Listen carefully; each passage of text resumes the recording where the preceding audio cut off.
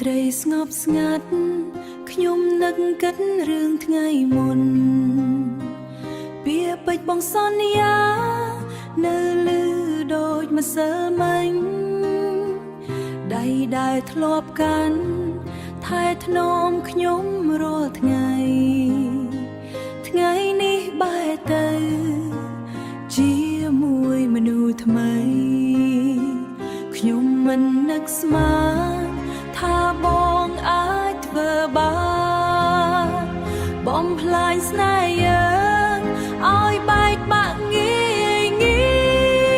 យបងក្បត់សំដី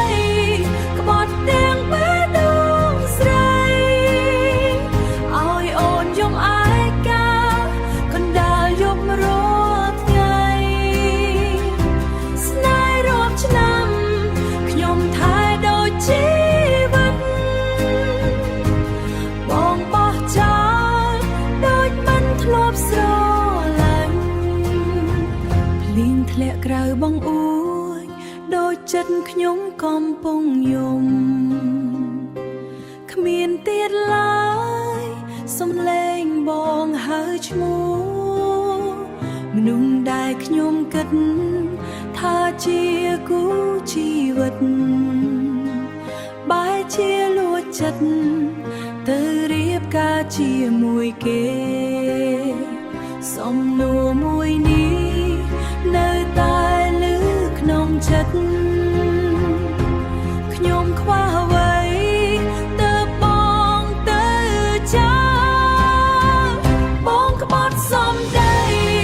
ក្បត់ទាំងបេះដូងស្រីឲ្យខ្ញុំយំឯកាបងសន្យាធ្វើអ្វីបើលេបសំដីវិញនោះណាហើយបងទៅចោលកុំក្បត់រូបគេដូចបងក្បត់អូនបើអាចធ្វើក្រោយខ្ញុំសុំមិនស្គាល់បងព្រោះការពិតនេះវាឈឺពេកហើយស្នេហ៍ដែលខ្ញុំជឿ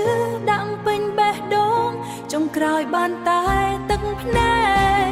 បងក្បត់សំដីឲ្យស្រីម្នាក់នេះឈឺហើយលែងចង់លឺពាក្យស្នេហ៍បេះដូងដែលខ្ញុំថ្ងៃនេះបែកបាក់គ្មានថ្ងៃដូចមុន